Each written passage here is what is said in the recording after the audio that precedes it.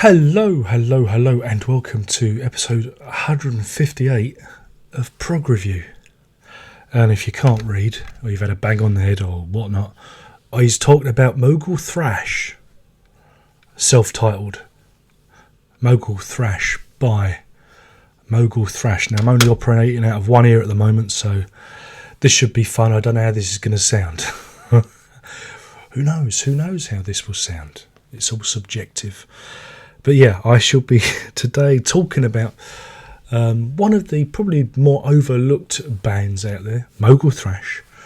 And you're probably wondering, well, Darren, why are they important? Why should I give two hoots about Mogul Thrash? Well, this marks the recording debut of a certain Mr. John Wetton. Oh yes, that guy, you know, the fella that went on to be in King Crimson and do bass duties for Uriah Heep, Roxy Music, Asia. So anyway, Mogul Thrash was formed by a young guy called James Litherland, and he cut his teeth with prog rock jazz fusion. That's a scary combination, isn't it? Prog rock jazz fusion. It's the sort of thing you tell your kids about to give them nightmares. Yeah, he was with this band called Colosseum who did that kind of thing, and he played with them for a couple of albums, and then he went off and formed Mogul Thrash, and he borrowed that same template from Colosseum, it being kind of jazzy with a horn section, but put more of a blues rock slant onto it. And yeah, this band lasted one album before disappearing up its own fundament, to put it politely. Now, the interesting thing about this 2011 reissue on the Flawed Gems label, apparently it's an imprint out of Sweden. It's got a Yahoo account and everything. Yeah, who'd have thought it, eh? The interesting thing about this, though, is you get the album, plus you get the singles and a number of live sessions that they recorded for the BBC, so you get like a whole package. You get the whole Mogul Thrash experience. Oh yes. Now, if you're interested in picking this up, there will be a link in the description for you Amazon hounds out there, because that's where I got this, and so it'll be there for you. I'll look after you. I'll make sure you're all right, loves. Oh yes. So anyway, the album opens with Something Sad, which is my favourite track of the record, actually, because the band distill their thing. How articulate! Distill their sound into the one song, and it's the one song that you really need. It's the calling card. It features some funky bass. I mean, funky bass, you get that throughout the whole album. It's a very funky album, and the bass is underpinned by an equally groovy horn section. Then Wetton, I think Wetton shares vocals with Litherland, but it's his voice that's more at the fore. The mix starts singing, and instantly you recognise, it's that guy. It's that guy from that there King Crimson. It's a great track. I really do enjoy it, and it comes complete with washes of wah-wah guitar. Oh yes. And when the horn refrain kicks in at 4 minutes 25, the little hairs on the back of my neck. I have got hairs on the back of my neck. Oh yes, that's the thing. They grow out of every orifice: ears, nose, neck, back, and they all disappear from up here. What's that all about? Nature? That's not fair, is it? But I digress. Yeah, the hairs stand up on the back of my neck, and it's a little simple riff, but it kind of marks out the song as being, not being something sad, but being something special. You see what I did there? Oh yeah, this is what you come for. It hints at Crimzo and VDGG, and it's got a kind of musical DNA because of the horns. Saxophones tend to sound like that. I know some of you out there really love the sax, but it's unusual because this is funky prog. And you could probably swing your hips to this if you so wish to do so. Oh yes. The second track, Elegy, picks up the pace somewhat and is driven along by the holy rock trinity of guitar, bass and drums. Where would we be without them? Unfortunately, it's the guitar playing that lets down the music somewhat, because the guitarist Litherland He belongs to that school of rock guitar that equals plenty of widdly riffage. I think he's a good guitar player. And he's stuck in the blues scale, so it tends to just leave me going, like that. The song is only lifted by the vocals from Litherland and the reintroduction of the horn section. It really is bass and horns. That's what you get, bass and horns. If the bass don't get you, the horns will. And some of the phrasing on it sounds a lot like Caravan, especially the sung parts of 9 Feet Underground from In the Land of Grey and Pink. Dreams of Glass and Sand opens up with some real leaden drumming. I mean, it sounds like the guy's having a fit over his drum kit. He's going. That's as a gif. And then the rest of the band joins the proceedings, and in parts it sounds as if Cream has adopted a funky bass player and a horn section. Elements of Cream in there. Trust me. And again, it's the horns and the bass that lifts the song only slightly above being utterly mundane. I'm being cruel. Trust me. The longest track of the album, clocking in at a whopping 12 minutes 1 second, according to my calculations. Is that right? No, 12 minutes is dead.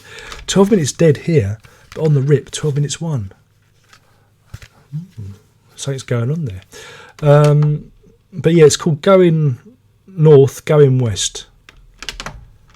And again, it's driven by the rhythm section and those honking horns. Oh yes, it is good fun in places, especially when the sax is allowed to honk and squawk, and then the song gets kind of bluesy and reflective in the midsection, and then the band comes crashing in again to race home to the finishing line in a squall of uninspiring wah-wah guitar. There's a lot of wah-wah guitar on this, lot of bass, a lot of horns, a lot of wah-wah guitar.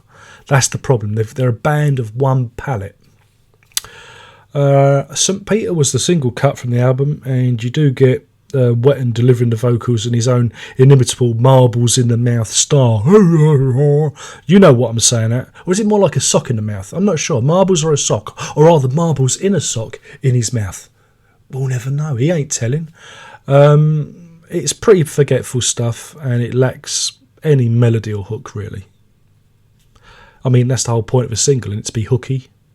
You want to whistle it? No. And by the time we get to What's This I Hear? What's This I Hear? You could be saying about that about the album. You will be sick and tired, I guarantee, of the phrasing of the horn and rhythm section, which just seems to be repeating themselves ad infinitum.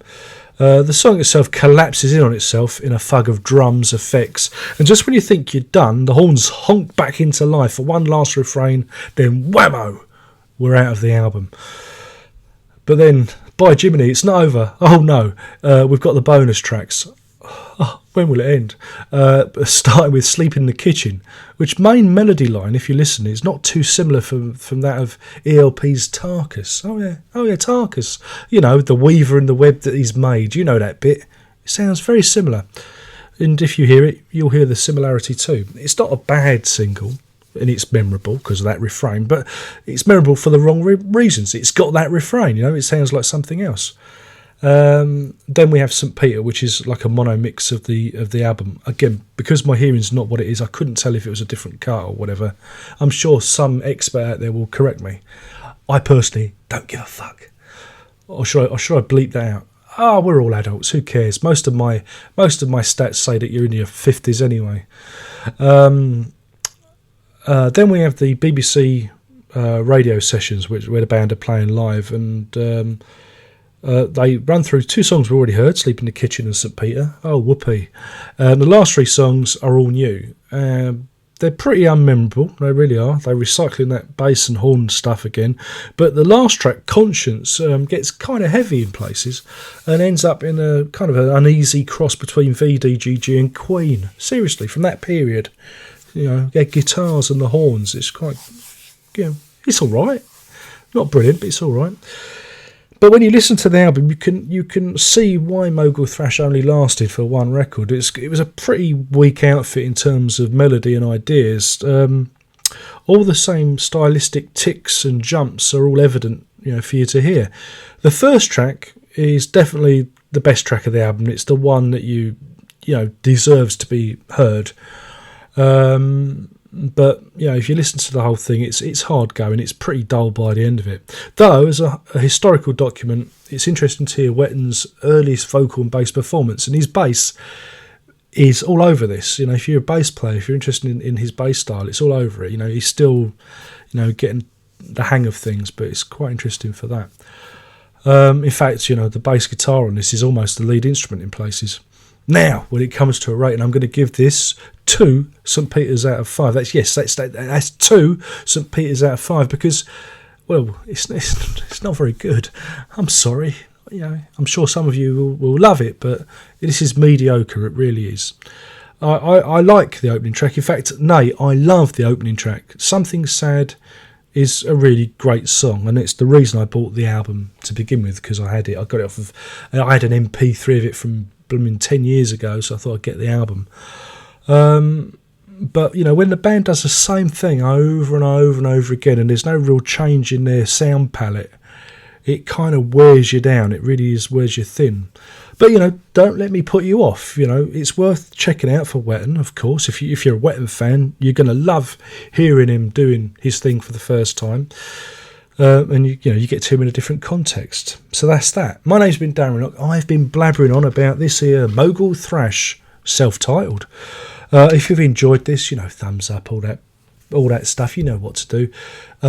If you want to watch more, you can do bit.ly prog review. There it is.